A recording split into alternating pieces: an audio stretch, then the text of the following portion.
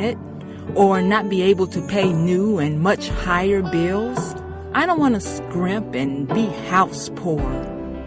Now, I fill my head up every single day with excellent Bible teaching, so it's time to meditate on it and act like it. Jesus said in Matthew 6:25 through 34 to not worry or be anxious for anything. And if you believe the Lord has led you down a certain path, then He will take care of you on the path. Verse 30 says He will care for you. Meditate on that, and when anxious thoughts come to mind, take that thought captive and say out loud, "Thank you for taking care of the situation, Lord. I believe that you are working." We also need practical, tangible ways to relieve stress and worry. This is what I did. Listen to music. I went back into time before my time and I listened to The Emotions, So I Can Love You like 20 times. I really wanted to sing it, but I was at work. Then I listened to Satisfaction by Smokey Robinson over and over again. I tell you, I would have loved to have been a Motown background singer. Those miracles were jamming behind Smokey. And the iPod is one of the greatest inventions of our time. I remember if you wanted to hear a song over and over again, you had to rewind a tape over and over again. Now you can set it to play just one song. So cool. Get a coloring book. Adult coloring books are all the rage. They have intricate patterns that you can really lose yourself in. I got mine from Amazon. I have crayons, markers, and coloring pencils, and it's very relaxing. You guys might think that's too girly, which it's not. It's artistic. But maybe you can work with models or something. My husband paints football figures sometimes. The point is, we cannot let stress be strong in our lives. Combat stress now. For Let's Stay Together, this is Donna Terrell.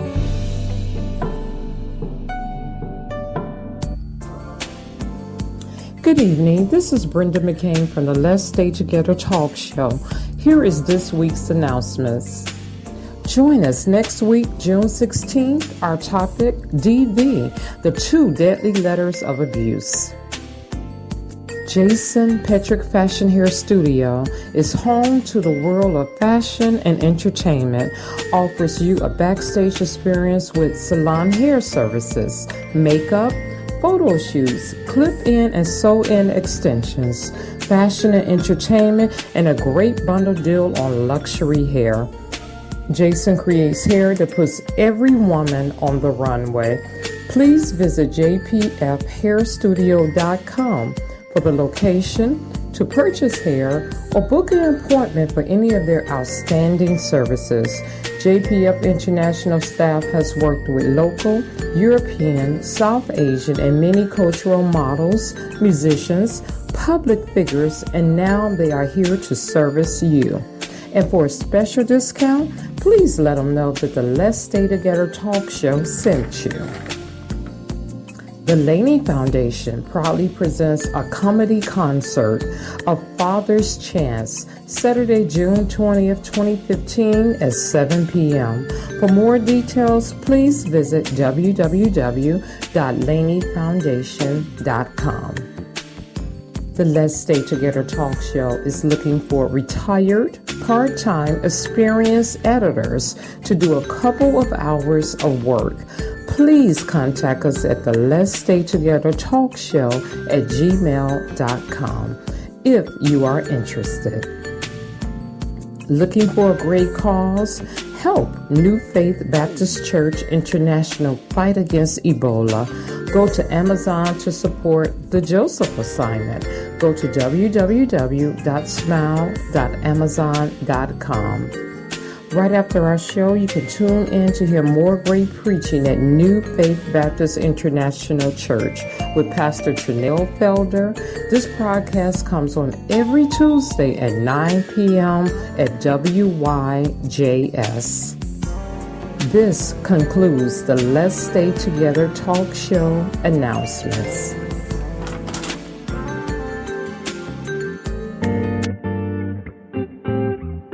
You are now returning to the Let's Stay Together talk show.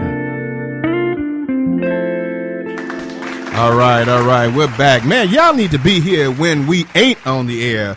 We be having some spiritual conversations over here. We were talking about a situation. I'm going to bring it up. So, Renee, you can answer the question. We was talking about, Lisa over here saying, you don't all this time have to go write it to court for child support. But I gave a scenario where, a brother's paying a certain amount of money. They've agreed on it, and he's not paid that amount all the time. But for 2 years, he's been paying something. And all of a sudden now the girl gets upset and she wants to take him to court to get the money. Can that individual now get additional money from them? And so, Lisa, you was talking about that. So talk a little bit about what we were talking about off of the air.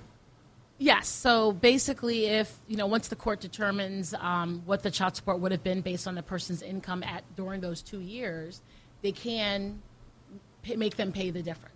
So if they should have paid $5,000, but they paid $2,500, then at the beginning of the support order, they will owe $2,500. Yeah. Oh, so D. Renee, I'm gonna call you D. Renee now, since that's what you got on That's here. perfect. So why is that my fault? Okay, I agree with Brenda that that's what we was gonna pay, and she accepted that agreement that was I'm gonna pay.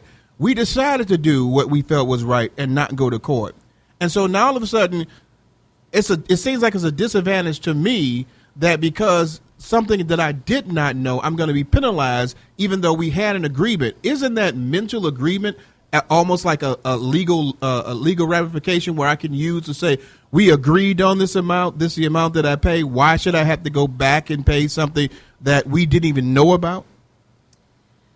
Well, before I answer that question, I would say that there most likely is a reason that mental agreement, as you called it, broke down and got you back in and got you into court. So it's probably that particular reason that the judge will inquire about, and that may be the reason that when you go back over the 2 years, you will get the credit for the money that you paid, but then realize that you could have been paying more. Sometimes parents don't really know how much the other makes. So if you tell me I make $35,000 a year, and this is how much, and I can give you $300 a month. And then once we get into court, I figure out that you actually make $90,000 a month. And so for not a month, $90,000 a year. I like that salary, by the way. Okay, I'm like, and so for 2 years, I have carried the load. As the mom, I've carried the load. I've carried the burden. If my child was in private school, the private school tuition probably costs more than $300 a month. So for 2 years, you've been on Easy Street. So again, it really is, you have to do the it depends thing because it depends on the facts of each case. Yeah. It seems like, Pat, in each situation, it depends on the law for that state or situations that will happen where an individual. Now, is there any law that you know of where if an agreement is made a verbal agreement is made between the two, that the individual cannot go back and recoup child support if that verbal agreement has been broken? No, but here's why, and that the law treats children differently than like a house, a car, or other property. So the law says to the judge, look, judge, even if mom and dad are in agreement, the law is putting the judge in a position to look out for the best interest of the children, even if mom and dad sometimes agree. And I've had cases where mom and dad agree on the child support amount. And the judge says, I'm not entering that, right? Both lawyers here, and the judge says, well, I don't care if you all agree. I don't agree, and I'm not going to sign that. Or same thing with the visitation schedule. This is ridiculous. I'm not going to. And they say, but judge, mom, they both have lawyers. They've talked about it. They're okay. Judge says, I don't care if you all think it's a great idea. I think it's a terrible idea. So children is the one area where judges are very sensitive to the fact that even if mom and dad think they're doing the right thing, at the end of the day, the law puts it in the judge's hand to say, judge, look out for these kids despite the parents' best intentions. Yeah, and that's true. You have to look out for the best interest of the child.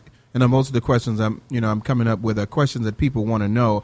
And they're serious things. We joke around about it, but it's very serious that people should know that it is the child that is most important. So even if you've made an agreement about what you are going to pay, the ultimate thing is that has that child received what is amply due for that child at that time? And therefore, if the judge finds out that that's not the case, and they can go back and recoup what the child should have received at that time. Yep. Baby, we're going to go into something. We're going to get a little bit lighthearted here for a second, so I want y'all to have a little fun with me. Hey, Jonathan, put it on. He was there, baby. On the Let's Stay Together show, it's Shock Factor.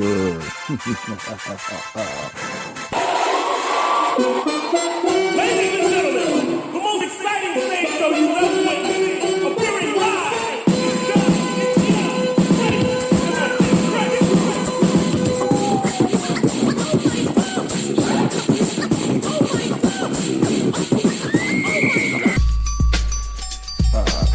Relationships Gone Wild.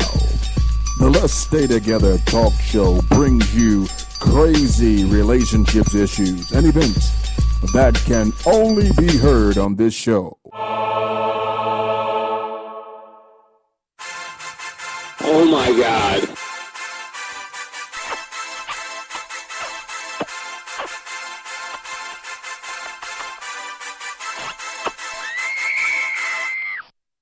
Thank you.